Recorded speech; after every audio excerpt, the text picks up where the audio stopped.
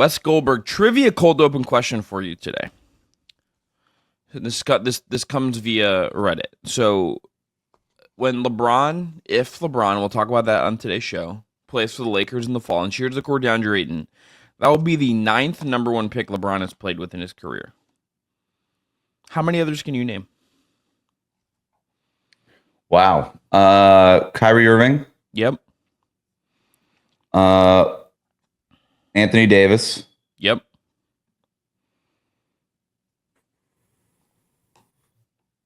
Kevin Love.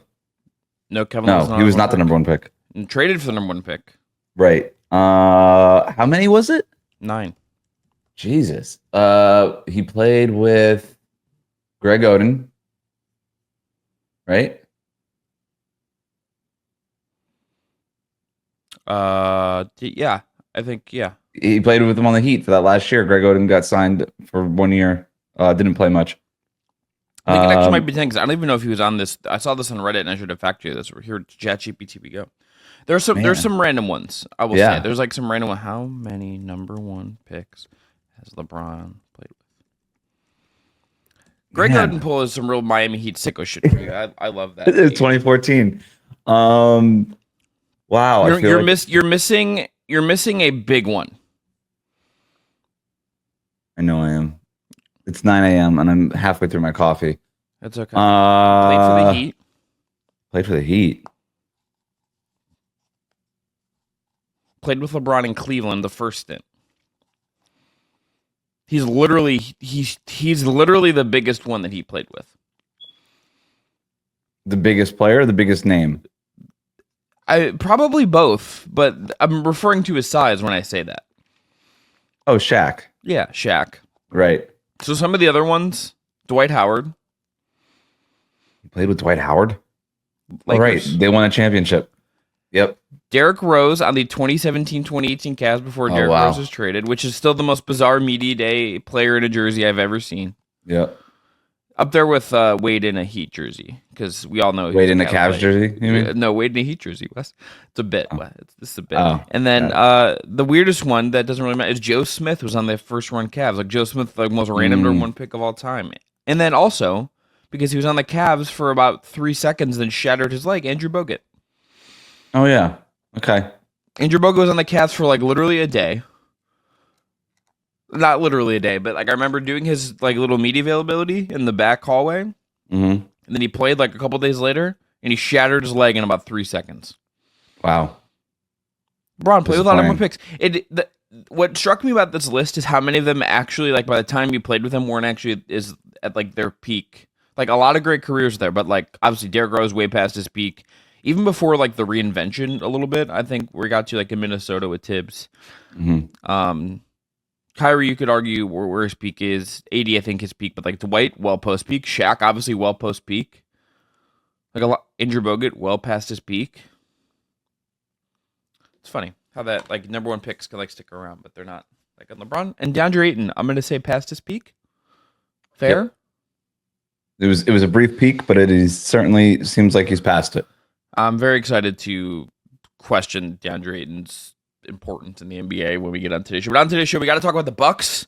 We got to talk about the LeBron Ayton thing and LeBron's future. Mike Brown to the Knicks and Bradley Beal, our favorite punching bag, I think. And everyone's favorite. Are we sure this guy, what's going on here? Guy in the NBA. It's all coming up on today's Just Basketball Show on the 4th of July, hence my brain fog and lack of good intro here. Let's get into it. Spectacular move by Michael Jordan. LeBron James with no regard for human life.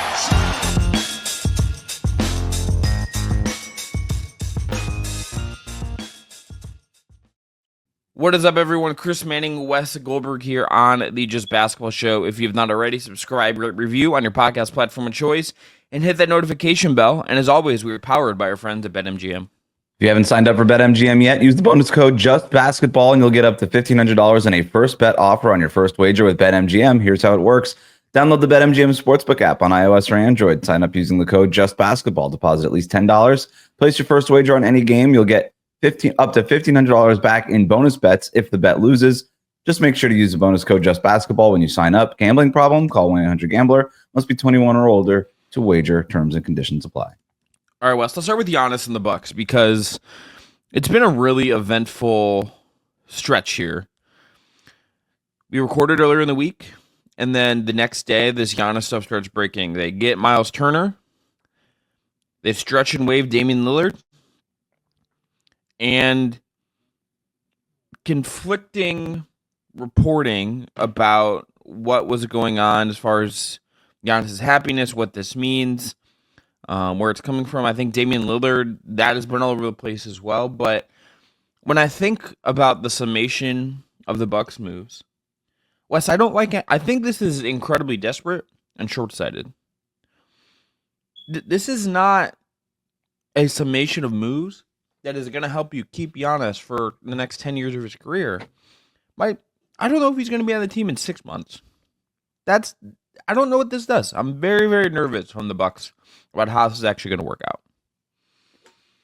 Yep. The word there that really sticks out is desperate, right? I mean, you're to do something like this. This is the ultimate Hail Mary, but it's like a Hail Mary while you're down 20 points with 30 seconds left. It's like, okay, maybe you got a little bit closer, but ultimately you didn't get to where it is that you're trying to get to. It's been covered enough how insane the buyout is on Damian Lillard. $22 million of dead cap hit on your books for the next 5 years. It's basically like having two Kyle Kuzmas. So can I just ask you point blank, would you have done it? If you were the Bucks? Yeah, I agree. I think you just have to suck it up. They have to believe that by doing this, it kept Giannis in Milwaukee. Yeah. So, right, what's the definition of success here? Is the definition of success to build a championship roster with long-term championship viability around Giannis? If that's the case, then I don't think that this was a successful move. I don't think that this gets them closer to being that. But if you define success as not losing your franchise player, then maybe it is. But you alluded to this already. The reporting since then was that, Giannis didn't necessarily call the shots on this move or whatever, that this might have been a little bit of a let's do this and see how he reacts kind of thing. Mm-hmm. And it feels like when a little kid draws on the wall and they can't wait for mom and dad to come home and so that they could show it to him. It's like, hey, look what I made. And then the parents are like, what did you do? We will never get over this. Yeah. And it feels like Giannis is going to come back from his trip overseas and be like, wait, I'm sorry. So what did you do? Yeah. That's what it feels like. This feels like John Horst is on like a personal improvement plan at work, and he kind of knows that he's screwed, but he feels like he has to at least go through the steps of doing his job until they tell him he's getting fired. Even though we know he's got a contract extension, which is still the dumbest contract extension in recent memory to me, player or team. I don't know if that's been crapped on enough, if I'm being honest, from Bucks ownership. I just want to point out that Jimmy Haslam, who gave Deshaun Watson the worst contract in pro sports history, is in the Bucks ownership group now. And I'm not saying he's involved in this. I'm just saying if I personally as a Clevelander can blame Jimmy Haslam for anything, I think he deserves a little bit of the stink here, just because it's not good energy coming on him as an owner. Take your laps, man. 90% of cases. Anyway, this is in the apron era and in the cap era, when salary costs are rising for good players in free agency, and you're not a good drafting team, you're not a savvy trade team, you're trading for Kyle Kuzma, and your big free agency in the last couple of years is Gary Trent, you're stacking the deck against yourself. If Giannis is like, you know what, I love Milwaukee, I want to be a one superstar guy, I want to finish my career here, you're stacking the deck against yourself to build a championship team, even in an open East. Even in this East where it's Cleveland and New York, and I think everyone else has to kind of prove they're up on that level. You have stacked the deck against yourself. You have gone to the casino and said, hey, I already know it's really hard to win money here, but I'd like to make it harder to test myself.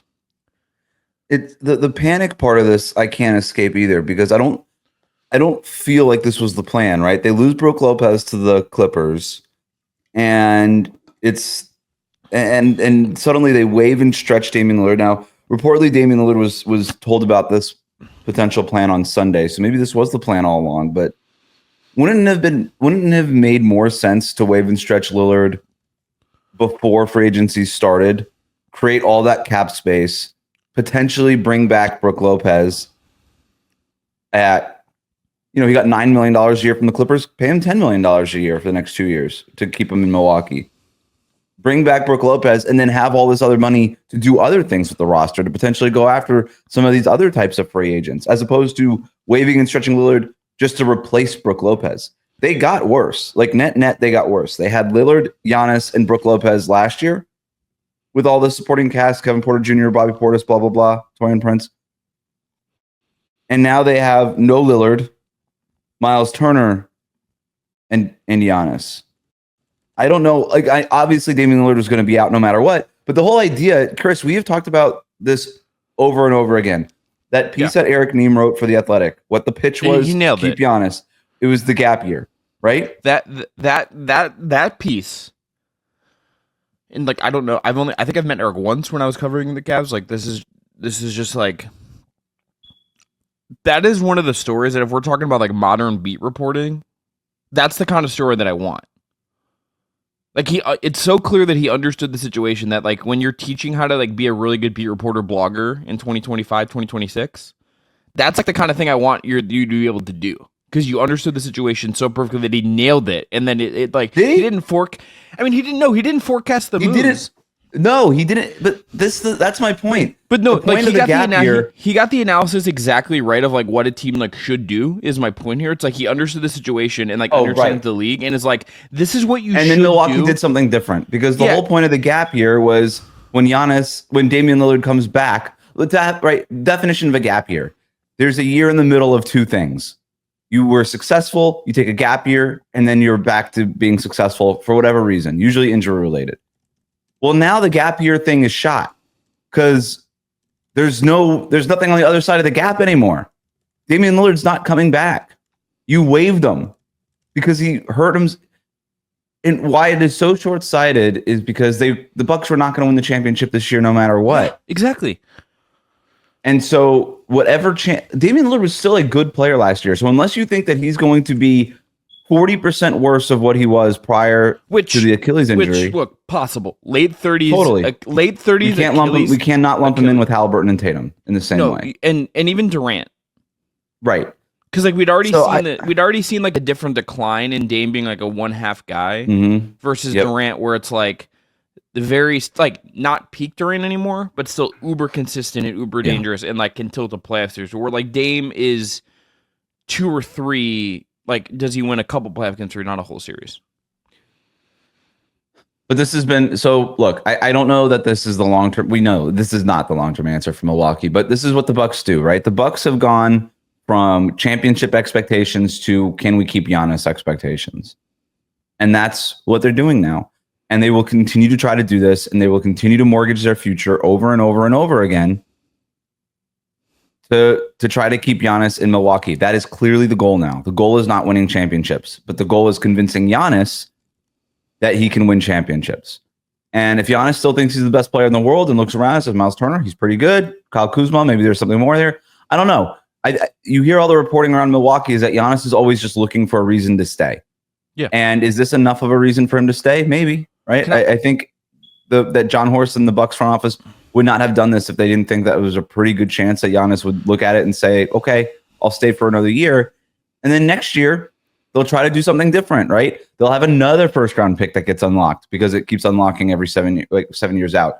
Then Kyle Kuzma will be an expiring contract at that point. They'll be like, okay, now we'll package Kuzma with this thing, and we'll see what else we can get. Which it's these feel like bridge loans. This feels like Malik Beasley energy, where it's you're just continually trying to offset the bad thing you've done to save yourself in the long run, which is very silly. Alleged Malik Beasley, I should say. Let me just ask you this point blank: Brook Lopez at his contract, Myles Turner on his contract. Which deal do you like better? Because I kind of like the Brook Lopez deal because I think Myles Turner, as good as he is, he's taken a step back. And I just saw him in the finals have a horrendous offensive series. And the Bucks don't have the kind of guard to really bring the best out of him offensively. Right. And he has to now learn how to play with Giannis. Yeah, I'd probably in Milwaukee's spot. I'd rather have the Brook Lopez deal. I like Myles Turner. I think he is a degree better than Brook Lopez that shouldn't be overlooked. Sure. And he's younger. I've seen it online, like, oh, they're basically the same player. I'm like, I don't know about that. I think Myles Turner is a little bit better, and he's younger, which is important. But yeah, he's not a great rebounder. And when the three ball isn't going in, he's a non-factor on offense.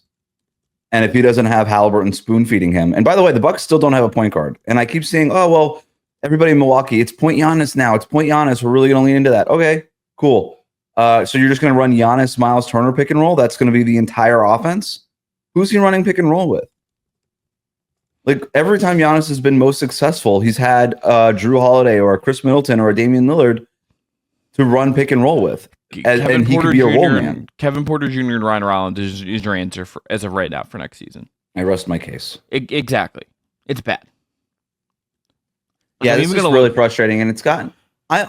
So I tend to root for the stars to stay in their markets, right? Especially if they're in a small market, because I do think it's good for the league, and it's fun when a team like the Milwaukee Bucks is propped up to entertainment levels where they have Giannis, right? Like that is generally good for the league. So I tend to root for these guys to stay.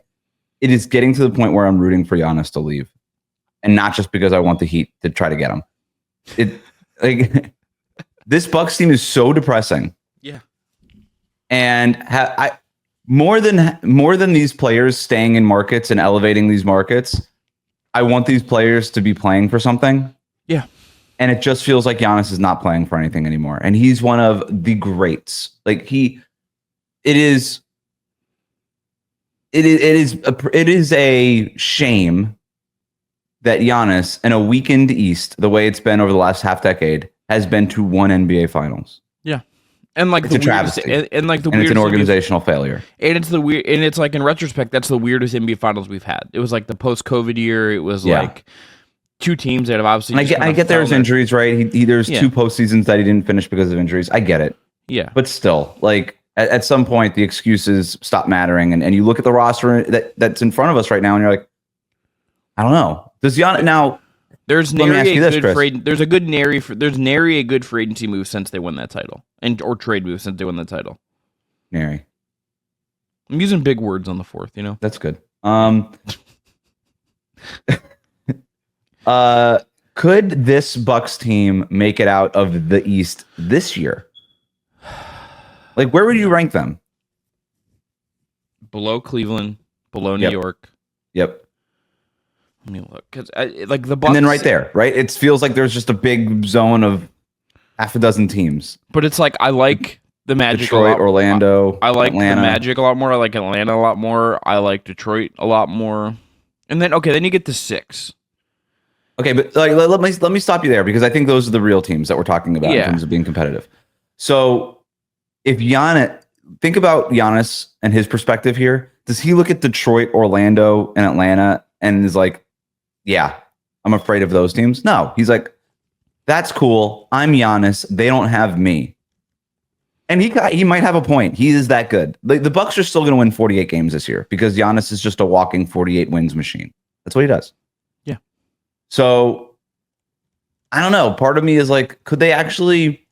If they can make one more move here, and I don't know what it would be. I know that there's been Mark Stein and Jake Fisher reported that they're interested in maybe getting Chris Paul. I like that for the roster. It's not like the biggest answer, but I do like it for the roster. If they could figure out a way to swing one more deal here, where there's reports that Bradley Beal could get bought out. Like if they end up with Chris Paul and Bradley Beal, okay, like right? I know, but it's like this is sort of what's I don't know. You start being like I don't know. Maybe this could work. Yeah, look, we'll do Beal next maybe, but it's just like I am just not. You had Bradley Beal in 2025. I'm just like, okay, like great. Like if it's cheap, that's like it's good value for cheap instead of trading for him, which they maybe tried to do like a couple months ago. I am still just like it's Bradley Beal. Like at this point, it's just face value. It's just like Giannis on his own. Unless Cleveland, look, maybe Cleveland and New York have injuries and you get lucky. Maybe this is just like a luck bet and you're throwing your chips on the table. Maybe they can also get Malcolm Brogdon here as well. Like, and bring Brogdon back to Milwaukee. And yeah, you just start doing all this. I mean, look, Beal averaged 18 points a game on 51% shooting overall, 43% from three 2 years ago when Phoenix wasn't actively trying to make him miserable. So, and 5 assists per game. Like, that's not a bad player. It's a bad player making $53 million with the no trade clause. The no trade clause is just so good. All timer. Look, you're not wrong. It's just like Giannis deserves as much of a sure thing. As much as anyone deserves anything, Giannis deserves something resembling a sure thing in a way that this just is not offering him, which I think is the part that bums me out. This, how much does this feel like the 2008 Cleveland Cavaliers? It feels like the modern version of it, where the talent level is like a little bit higher, and like there's probably no dumber trade in NBA history, and this is exaggerating, but like the Cavs traded a first-round pick in that run for Jiri Welsh. If people don't know that name, it's a good reason to know that name, but just go look at his basketball reference page, and you'd be like, why did the Cavs give a first-round pick for this guy? And like look at their draft. Like the Cavs really did like very little right in that era. Like Mike Brown, and it was like Mike Brown shepherding a system, and LeBron being a fucking superhuman is the reason. Like that team made a finals. That team like got as far as it did, you know. Mm-hmm. But this is probably the modern version of that. Like I was thinking last year that Luka making the finals this year was like the version of LeBron making the finals. This is like probably more apt because the talent level it's so rough. It's like, okay, there are guys that do little things that I like. Like I like Gary Trent Jr. is like a solid player, but it's and like Portis been a good player. You know, Kuzma. There are things he does well, even if I'm not the biggest Kyle Kuzma fan. It's just like that talent is not. When you think about all they're elevated to roles that they shouldn't have, right? If these were guys coming off your bench, you'd feel a little bit better. But these, we're talking about Kevin Porter Jr. starting for you. You know, Kyle Kuzma starting for you. These are issues. And like every other star of close or below Giannis' ilk is just like so much better loaded with talent. Yeah. Right? Like the other top 5 guys in the league, your Sheas, your Jokic's, your Lukas, like then you go down the list, like your top 10 to 15, your Donovan Mitchells, your Jalen Brunsons, they're all better supported right now because their front offices and ownership groups have been way more competent than the Bucks over the last couple of years. Yeah, and I think about the two big sort of swings that were made in the offseason so far. Denver trading Michael Porter Jr. and a 2032 first-round pick or 2031, whichever year it was, for Cam Johnson. Mm-hmm. And that was mortgaging your future, right? You're trading away a distant, unprotected first-round pick to make room to make moves right now. Okay. Bucks fans might be like, well, why is this different? You know? Well, number one, they didn't just create $22 million of dead cap money on their books, but to me, mortgaging your future the way that Denver did it was just more responsible. Even if that pick, for whatever reason, in 2032, whatever year it was, ends up being the first pick in the draft, and Brooklyn has it coming back over from Denver, even at that in that summer, nobody's going to look back and be like, that was a bad move by Denver. They deserve this. You're going to look back like, that's a tough pill to swallow. That sucks. But it was the right move 5 years ago. Yeah. No question about it. It was good. It was good process. Correct. Well, even better said. And that, I guess that's the biggest difference. With Milwaukee, it's like, yeah, none of this makes sense. Damian Lillard is going to be on the books 5 years from now. Giannis is going to be 36 years old, going into his age 36 season. What is he going to be at that point? Probably still like very good, but not what he is right now. Like they're going to be paying Damian Lillard $22.6 million a year, while for the length of the contract extension Shai Gilgeous-Alexander just signed. Yeah, and it's at a number that is above. That will still, I think, be above based on how it'll increase above the mid-level number. Like you're paying well over the mid-level number for a guy that's not on your books. If the Bucks front office tries to start spinning this as in like, yeah, it seems like a lot right now, but don't worry, like 3-4 years from now, it'll basically be the middle. Okay, cool. The mid-level, first of all, is still super important. You don't have that's going to be hard. And also, we just saw the cap projections go from teams that were sort of projecting maybe a 10% increase. It's going to be a 7% increase which is below the rate for these max extensions, which you're presumably trying to sign Giannis again to another supermax extension. So yeah, the process is bad. It's bad. It's a desperate move. But again, I'll go back to what I said. If the idea is, if the definition of success is to keep Giannis in Milwaukee, we'll see. We'll see. But if the definition of success is to build a long-term championship contender around Giannis, I think that's already a failure. So let's just say their starting five next year is Chris Paul. Let's just say they get Chris Paul. Okay. Which I think Chris Paul should go to Phoenix or the Clippers. I think those are like better fits for what he seems to want and like actually probably winning a championship. At least in the Clippers case.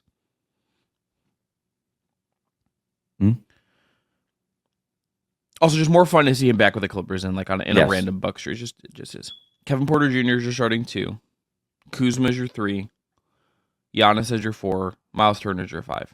You asked me this question. Like, where do you have them East? Where do you have this team in the East? I think because they have Giannis, they're still in that. And maybe I'm probably being overly generous. They're in that Detroit, Orlando, Atlanta third tier. Yeah, I mean, I would be really curious to see it. But like let me ask it this way. Let me ask like the ultimate like really bizarre loser situation. You have 2 teams these next year with superstar guys, the guys that have won MVPs that are like, I think, high variable teams. Mm-hmm. Philadelphia 76ers and the Milwaukee Bucks, both really making bets on like squeezing out another year, I think, with high-end talent and expensive rosters. I'm assuming your answer is going to be like the Bucks, but just because Giannis over Embiid. Yeah, I think the Bucks have the higher floor and the Sixers have the higher ceiling. Because even if you can convince yourself that the Bucks could make it through a weak East for a year, they're going to lose to whoever's in the Western Conference, comes out of the Western Conference. Right? Also, like they have this. That team has no chance to win the championship. I also don't think they match up with Cleveland or New York well. Right, exactly. Yeah, I'm just saying, hypothetically, if they were to just somehow make it out of the East, they're losing to the top 6 teams in the West. Like, it doesn't matter.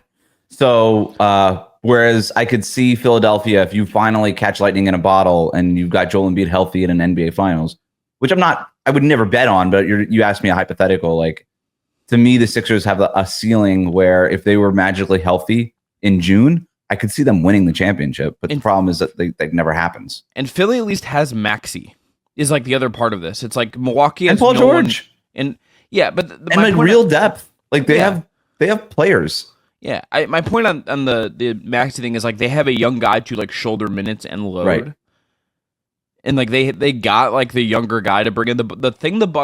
I think the Bucks' original sin in all of this roster reconstruction post title is they never got younger ever. And maybe they couldn't have, but it's like when they made a big trade, it's like they traded an older point guard for an older point guard. Well, that's the idea of what they just did, right? Yeah. And now you look at this roster and they're like, hey, don't tell us we're not young. We've got Myles Turner, we've got Kyle Kuzma, and we got Kevin Porter Jr. That's the youth movement, Chris. If Kyle Kuzma at age 29 is young, then I am young at 32, which is not true. You are young. Come on. If you're not young at 32, then I don't know what I am at. I'm 34. I'm spiritually not young, is what I would say. But sure, but no, you're definitely spiritually younger than me. You're like up on like what Zen packs are and stuff. I still don't know. I'm getting more boomery, and you're getting more Gen Z. No. It's good that you don't know. Zen is a terrible. Not terrible. I know what they are, but you. Okay. You know. Yeah.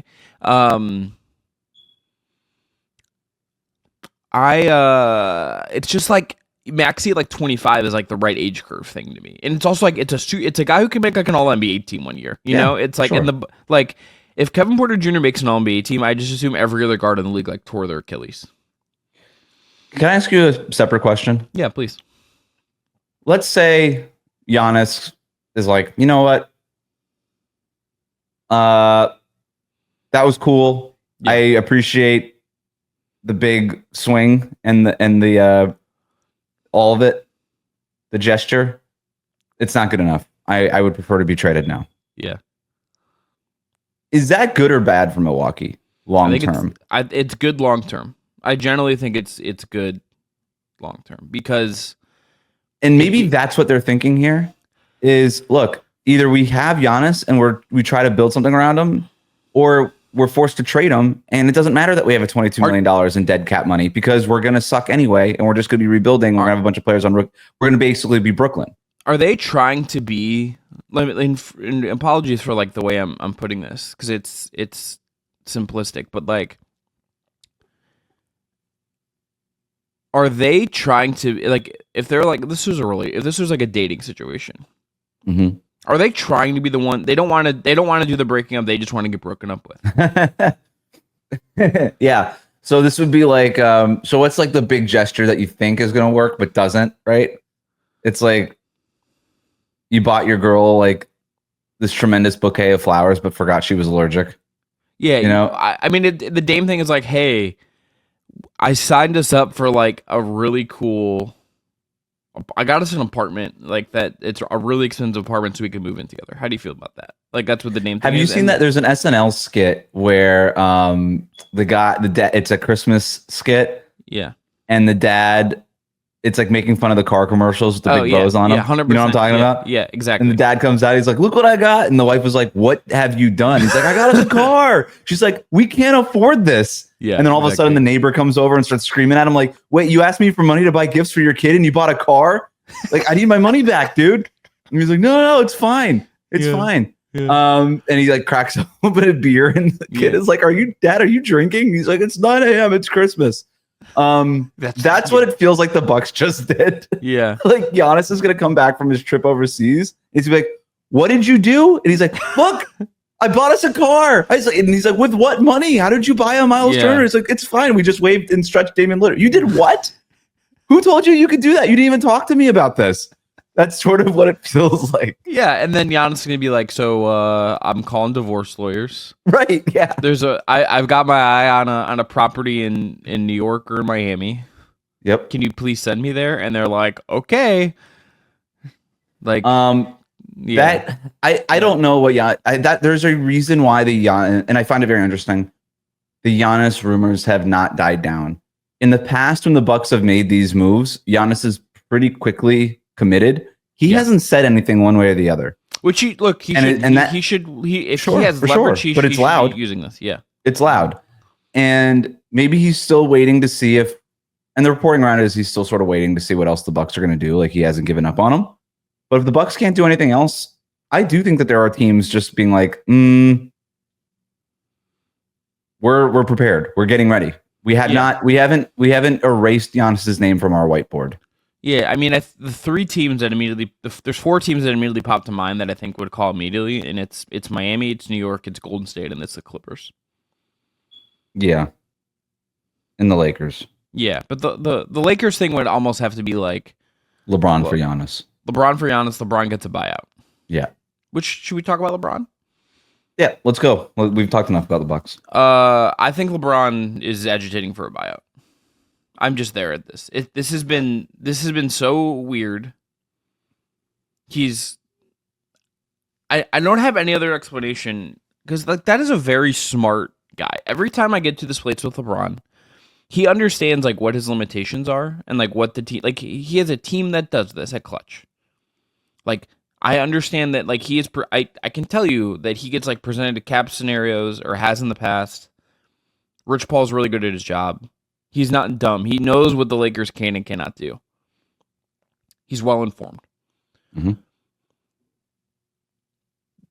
It was going to be very hard for them to walk that line and get them a real championship contender this year.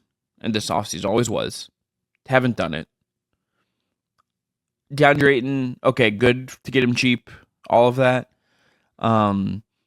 Everything you ever hear reported about Ayton makes me think LeBron might like despise him if he plays with him, based on like how like the Jason Quick stuff about how he was acting in Portland makes me think LeBron is gonna like really not mesh with the energy of DeAndre Ayton. It's just a guess.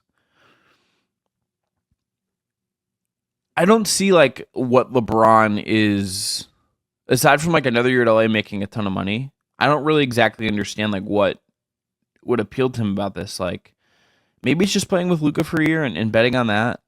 Maybe it's like him and Redick get along. Whatever it is, maybe there's something there. It just feels to me like he is like kind of over this and wants to go somewhere else. But like, are you going to turn down $50 million? It's also, again, Wendy has been on this a lot, and I think it's correct. He's at that stage where like the Lakers are correctly not prioritizing him. Yeah. Which is the correct decision. And if you're LeBron, it's very human, I think, to just be like, yeah, this is weird, not like that. The thing is, if he goes anywhere else, Knicks, Dallas, Cleveland, those are like the teams I think we've heard the most. Warriors, I think, probably as well. He will. It's not about him then either. And he goes anywhere, it'll be a big deal, and he'll be the star on that team. But those teams' operations will be about, if it's Cleveland, let's say, it's about getting the most out of Evan Mobley. And yeah, but I guess the difference there would be, well, it's not about me, but we have a real chance to win a championship. And that's what to me is very surprising when you read the Rich Paul statement. Which is why the Cleveland thing is the best fit, because it's the cleanest. Just come home, LeBron, do it. He did wear a coming home hat on a golf course in the Northeast Ohio region the other day. Yeah. Lonzo Ball's back. We go back to 2018 where he's like doing this whispering with Lonzo Ball on the court. Larry Nance back to 2018 Cavs. Just saying. I don't know. I've read that Rich Paul statement a few times now. That's as close to a trade request as it gets without it being an actual trade request, right? Like, you don't get closer to a trade request than that. He's talking about LeBron's tenure with the Lakers in the past tense. He's basically saying they're clearly not prioritizing us anymore. And that he's open to looking like, I don't know what else that is. And you know this as well as anybody, Chris, but LeBron has taken a tremendous amount of pride in the fact that he's never actually issued a trade request. He's moved teams plenty of times. He's never requested a trade. He's never demanded a trade. He's never been that superstar, right? And I think that means something to him. And so he's not requesting a trade, but he's getting pretty damn close. I don't even know, like, to me, there's a little bit of a question here. I'm like, why? Wait, you really don't think the Lakers can compete? It's you, it's Luka Doncic, it's your handpicked head coach in JJ Redick. They drafted your son and Brian. Like, you guys just got a center in DeAndre Ayton, who, no, DeAndre Ayton is not an awesome player. He's a tremendous upgrade versus what you guys had last year. Like, the point that Brian Kamenetsky made over at Locked On Lakers, and I thought was a really good one, is everybody's wondering if the Lakers and LeBron and Luka can fix DeAndre Ayton and all these things. Even if they don't fix DeAndre Ayton, even if they still get temper tantrumy, effort waxes and wanes DeAndre Ayton, that's still a 14-10 guy and tremendously better than what they were dealing with last year, which was like Trey Jemison and Jackson Davis. I'm like, yeah, that's a good point. That's a very good point. Even if you went from what maybe the worst center situation in the league to an average starting center, that's a tremendous upgrade. Yeah.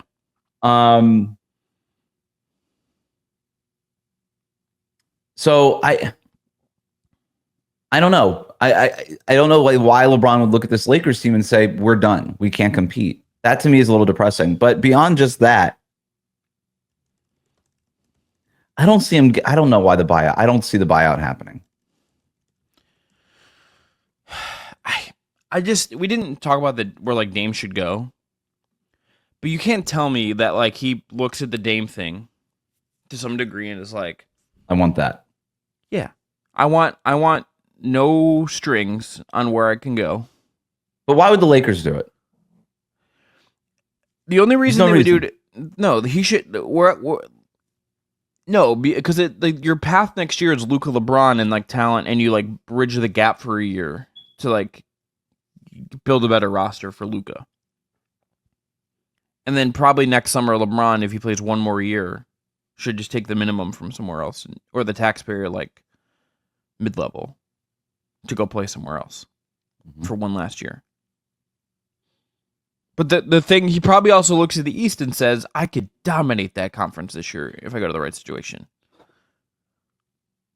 I understand why LeBron would want it.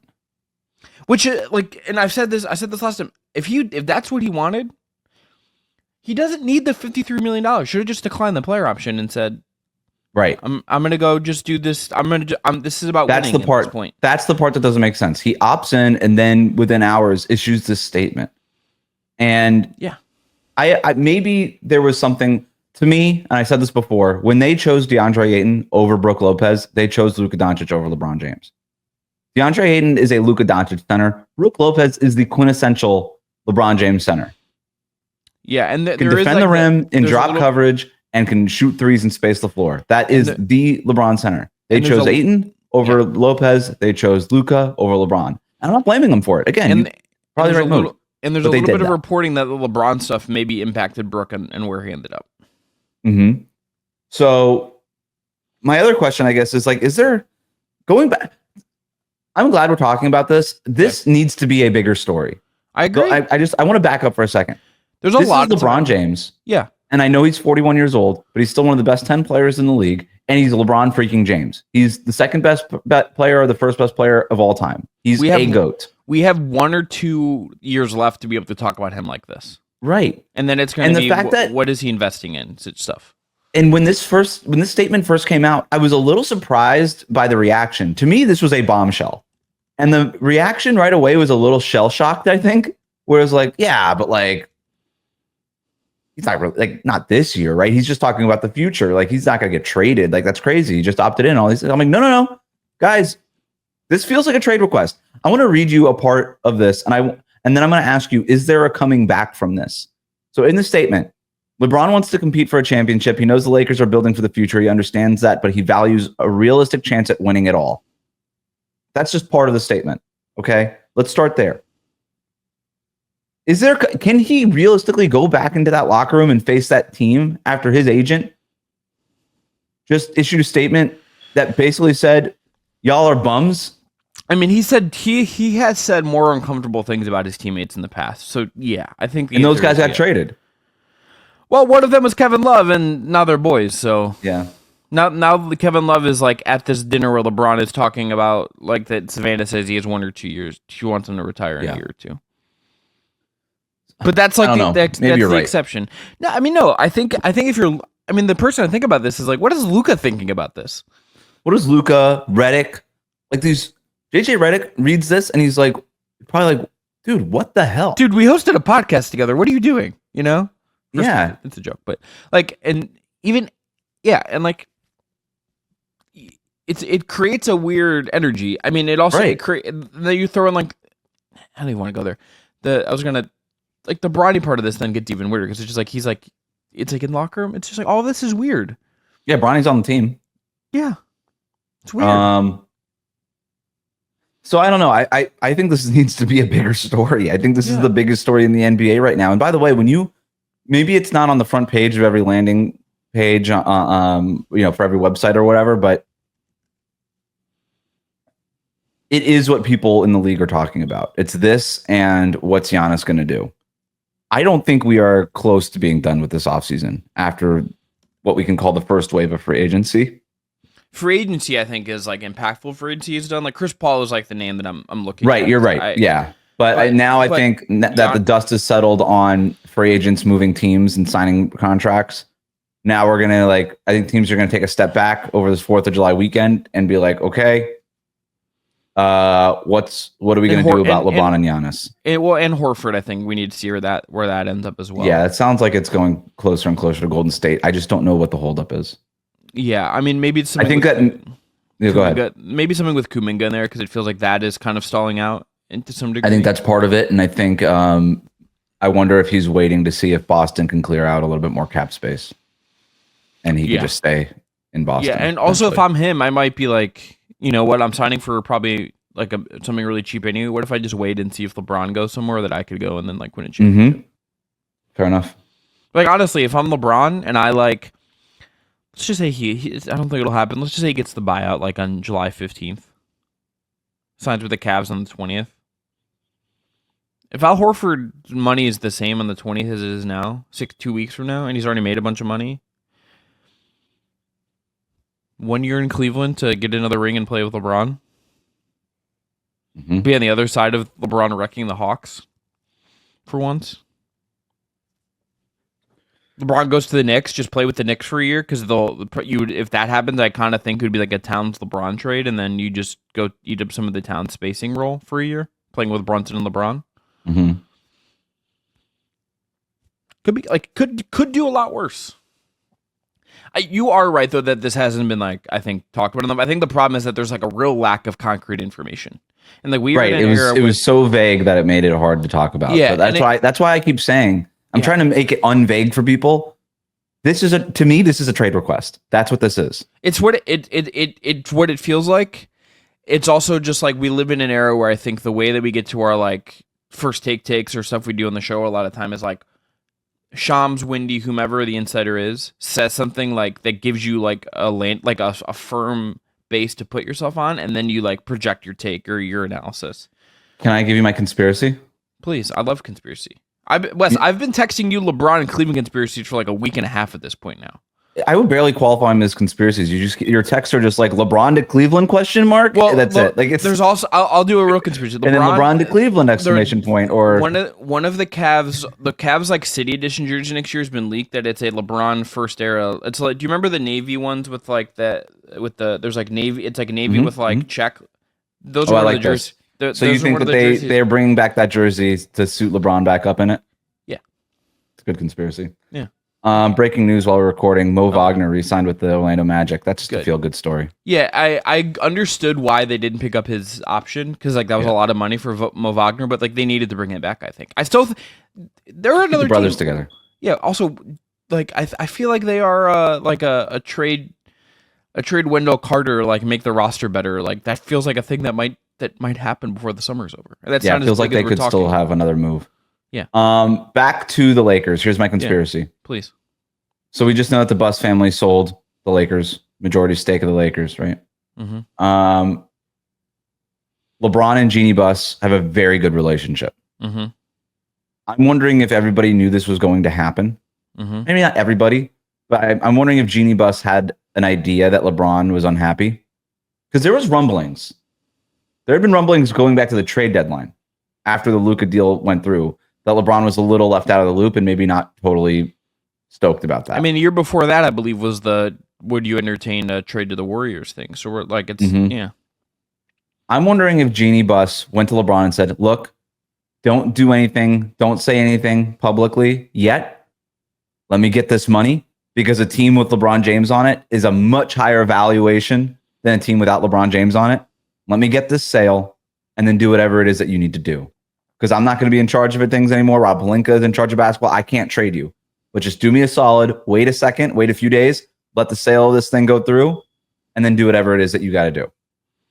Conspiracy theory. That's it. Let me add in a footnote to that.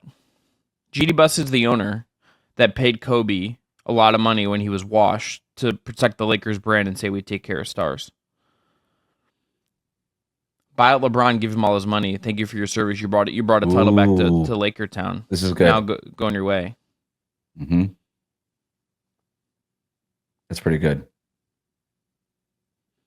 Just saying. So if they were to buy him out, they could waive and stretch him. Would be dumb. They could just do the one. That said, teams are doing it now. Like the Suns might do it. The Bucks did it. Like, well, the Suns might just buy out Beal. I don't know I don't think they would waive. I think they would just buy him out. So the idea would be, hey, how much would you be willing to give up? Would he be willing to give up all $52 million? No, probably not. If he was willing to do that, he would have just opted out. Yeah. But what if you could shave that in half and just be like, look, let's pay you $25 million, and then you take. And you're probably not going to make $25 million on the market, but we're going to save $25 million, $27 million, whatever it would end up being against the cap. All of a sudden, we're below. They wouldn't get below the luxury tax, I don't think. I'm trying to look up where they're at on their cap table right now, but that would almost get them there, actually. So would you take enough off your salary to get us under the luxury tax? We avoid the luxury tax for a year. Help us with these payments. We'll give you whatever's left. That gets us under the tax. And you kind of get the Damian Lillard deal where you're making $20 million plus no matter what. Yeah, you probably left $20 to $30 million on the table, but now you get to sign wherever you want. Yeah. At a minimum contract. That might be the best situation where it makes sense why LeBron opted in because he's making $20 million that he wouldn't have made had he just opted out. And because he's making that money, he can sign wherever he wants at a minimum contract and go chase a championship. Yeah. That might be and then for the Lakers, why would you buy him out? Because you get under the luxury tax. Yeah. I don't know if this works because I'm literally just looking up their cap table right now and I haven't actually done the back of the napkin math here, but I think that could work. I think that would make sense for everybody. To be honest. And then he should go, to your point, he should go east. And I think going to the Knicks would be fun because it's New York. You could bring a championship to the Knicks. You would have that part of your legacy. That would be kind of cool. Cleveland would be the right move, though. The Cleveland's the right one. There's no other. It is. It's the perfect storybook ending. It's the perfect storybook ending. Would you start over Max Strus? You know, Spacing. Spacing concerns. You know, Mm-hmm. the real question I think actually, if they did this, is he playing the 4 and Jared Allen comes off the bench and then you start Strus or Hunter? Yeah. So you go Davion. I cover the Heat too much. I'm the only somebody number covering the one Heat Mitchell would in make the that NBA on Wes's Power Kings. Davion Mitchell 1, Donovan Mitchell 2. This you heard it. Whenever I start typing in Nikola, Google will be like Jovic, and I'm like, nope, yeah. Jokic. I actually mean right. Jokic this time. Yeah, that's right. Don't keep reminding me that I cover the Heat. Donovan Mitchell, Darius Garland, Max Strus, LeBron, Mobley, with Jared Allen coming off the bench is nice. With DeAndre Hunter coming off the bench. What did I say? I'm adding in. The full rotation would be Lonzo Ball, Sam Merrill, who's like Sam Merrill, LeBron, Allen units. Like regardless of what else on the floor, sign me the fuck up. LeBron is weaponizing the Sam Merrill is worth. Conspiracy theory addendum number 2. The Cavs let Ty Jerome go because they knew Lonzo Ball and Sam Merrill were better fits for LeBron than Ty Jerome. Pretty good, Wes. Honestly, if this doesn't happen at this point, going to be sad. If he's just like on the Lakers in October, it's going to kind of be a bummer. What's going to happen here? Is this statement just going to go out and then nothing happens?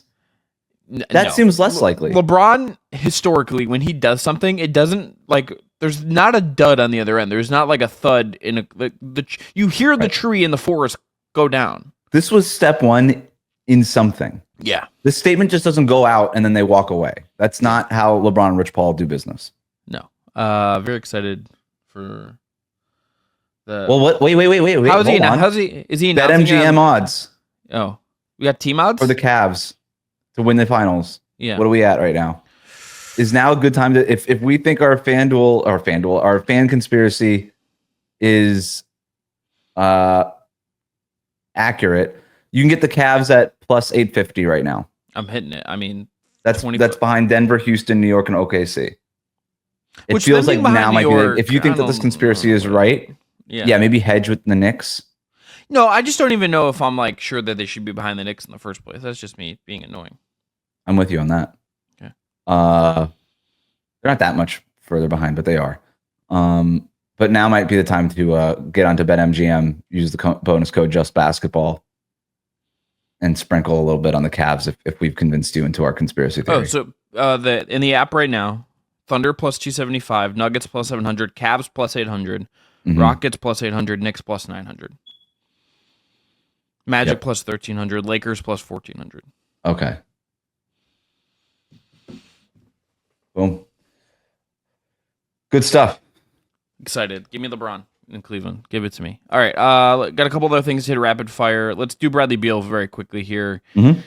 Good for the Suns to get out of the Bradley Beal business, even regardless of the cost thing. Just moving on is the right move for them and where they're at. If you go to the Bucks, fine. But I think just eating the mistake at this point, Wes, is the best way to go forward if you're the Suns in my mind. I guess. I don't know. It seems still pretty dramatic to just buy him out. But look, if they really just want to get a fresh start, move on, I get it. They've been trying to trade him. There are reportedly talks between Miami and Phoenix about a Bradley Beal trade that dissolved. It would probably be the only thing that makes sense mathematically is Wiggins and Rozier for Beal. I think they would only do that to basically create the roster spot and do potentially something else on top of it. But yeah, maybe it would be to sign somebody like Kuminga or something like that. I don't know. Would you say net positive for the Heat if that had happened? No. If that gets done? If that's the trade, no, because unless Well, Beal is willing to waive his no trade clause. But I'm even saying then, it creates the roster spot, and then you get Kuminga and Beal, and the there's other ways you can create that roster spot if you really want to go get Kuminga. Yeah, would be my argument. But if Beal gets bought out, I'm fine. Like I still think Bradley Beal is a good basketball player. If he gets bought out and you get him on the minimum, awesome, great. Yeah, look, I Milwaukee, Miami, whoever. I've had a lot of stink on like what he's been just because of the situation. But if you told me he's like more motivated, now the history of him in Washington I think doesn't totally lend to this theory, but a new situation, new coat of paint on it, could be worse. If he's your Jordan Clarkson, you're doing pretty good. If he's your framing it. Devin Booker, you're in a problem. You've got a problem. If he's like if he was like casting the Chris Middleton Bucks role, which is kind of what he ended up, I think the Suns thought he might be third guy, third guy. That's tough. But if he's your eighth guy on the bench and he's making minimum contract, fine. Yep. Mike Brown. Yay or nay? Gladiator style, thumbs up, thumbs down on Mike Brown. Yay. I'm a Mike Brown fan. I think he did a really good job in Sacramento. Did not deserve to get fired. I think he's more creative than Tom Thibodeau. Look, this is not an inspiring hire. I get it. If you're a Knicks fan, you're like, really? Just another retread? We ended up with this guy. What I like about Mike Brown is that he's got such a high floor as a coach. He's going to get the Knicks to that Thibodeau level, which was my biggest issue when you fired Thibodeau is like, hey, the floor with Tibbs was super high. You better get this coaching hire right. I think with Mike Brown, it's just as high. And I do think Mike Brown is more creative, more player friendly, and more willing to listen to his staff and his players and stuff like that. And if they bring Mike Brown with James Borrego as being reported right now, I think as a package deal, it's really good. So I like it, actually. At first, it was like, that feels kind of boring. It feels right to me. I feel like this is overall a good hire. And I think Mike Brown is experienced enough where he can handle the New York media market. Yep. And I think he can keep the focus on basketball, which I thought was Tibbs's greatest quality, was he kept the Dolan and the media and all that kind of stuff out of the conversation and was really able to focus it on basketball. And Mike Brown has a very similar ability to do that. He will place more creative lineups, to your point. I think that's a big thing. He will not play the guys as heavy minutes. He will like lean into getting guys more minutes to ease their burden. And if your theory of the case is the East is open, let's not like shake things up totally. I think that's a good bet. I also like him more than like Mike Malone because I think Mike Malone would have ended up being a little more stodgy, a little more like too Tibbs cloney. Yep. Whereas Brown, I think, will be a little bit more creative. I mean, look, some of this I think we'll see who his assistants are. I think the Jordy Fernandez impact in Sacramento was like he went out of his way to really talk about how like that guy and his staff unlocked a lot on offense. So like who the assistants are, if they change that out in a big way, I think will matter for this. But I think it's of the guys who've been head coaches before in the Brown, Tibbs, Malone ilk, I think Brown's the best choice of those guys. I personally probably would have been like, okay, Johnny Bryant feels ready for that, or even like Taylor Jenkins. But to your point, Mike Brown will handle the media stuff really, really well in a way you don't know the other guys will, and that's part of this job in a way. And the ownership stuff too, right? I mean, he's got a ton of experience dealing with outsized owners, whether it was Dan Gilbert, Joe Lacob, Vivek. He's got a lot of experience managing up. And the Lakers. Like he was the Lakers head coach. Like he's had a lot of very, very high stress jobs. So I this is excited. Big Mike Brown as well.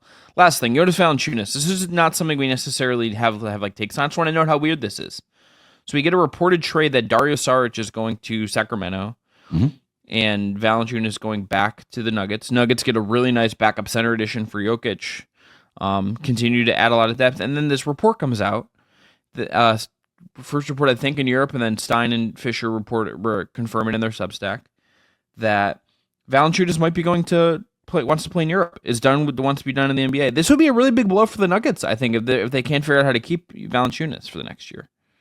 Yeah, this would be a huge blow. And I don't think they would be doing him a favor, right? They're still reportedly trying to convince him to stay. So I guess if you were to he would have to give back a big portion of the $10 million, which would allow them maybe to do something else. But the trade would still have to go through because the Kings need the trade to go through because they saved $5 million in the swap with Saric, and that allowed them to do some of these other moves.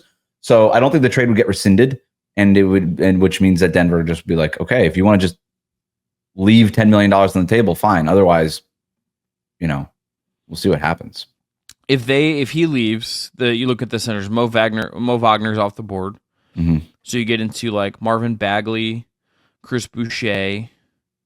Well, the Rockets just waived Jock Landale, right? Which seems like a good That thing might be to the go option get. there. Still questions, honestly, I'm going to be honest with you, Wes, about like, did you need to sign Clint Capella when you had Jock Landale like just kind of there? Like, did you need to do both? Sure. Why not? Okay. Houston's going for it. Yeah, it's true. Not a lot of other center options on the free agent market where they might have to go get creative and find a trade if this is the case. Mm-hmm.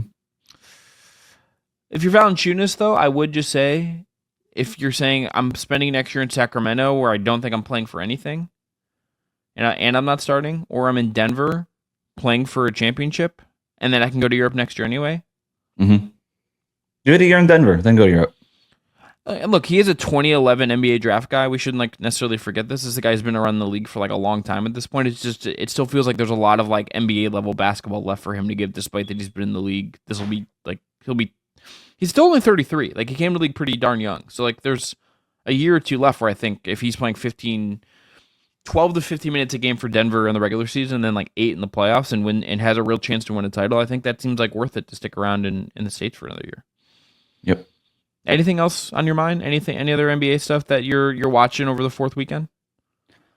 No, it's surprisingly, we usually have lingering things waiting for the July 4th weekend. I guess Al Horford is the only sort of loose end here, and then whatever happens with LeBron and Giannis, but that doesn't feel like a right now thing. That feels like more of a long-term thing. Ditto with Kuminga. But it feels like we got a lot of business done early in free agency this year. So congrats to the NBA. Enjoy your 4th of July weekend. Come back next week and start trading Giannis and LeBron and stuff. Yeah, let's kick it up next week with some crazy trades. Let's get into it. I want some good reporting to sink into Sunday morning. Yep. That's what I want. I need a vintage Brian Windhorst what's going on with LeBron piece. This feels like we're time is a flat circle and we're back to needing that. How will LeBron announce it that he's coming home this time? If Lee Jenkins works for the Clippers. TikTok? I don't know. What do people do? New hour-long pod with Steve Nash. Yeah. Donovan Mitchell, LeBron. That would be the way, Steve right? Nash. It's hey, we're gonna talk about high screen and roll for the next 45 minutes, but stick around. We got a big announcement at the end of the show. And then Dan Gilbert comes through, and him and LeBron are shaking hands. Mm-hmm. Yeah. All right. I'm in. Let's if we get a Rocket ad on the next Mind the Game, that's when we know that this is happening. All right, have a good 4th, everyone. Enjoy the hoops that are on. We'll be back next week with more than just basketball show. See what happens. See if we get more news to react to. Enjoy the weekend. Have a good beer if you're celebrating in America. Or if you don't drink, have a nice cold beverage and sit outside. We'll talk to you soon.